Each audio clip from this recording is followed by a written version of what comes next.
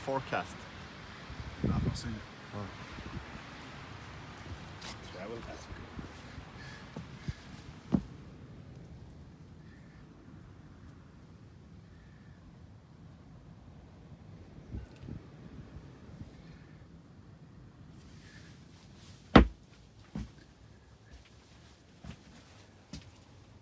Can you see him in the picture, or it's just where I blend in the... Hey, I've got you for scale.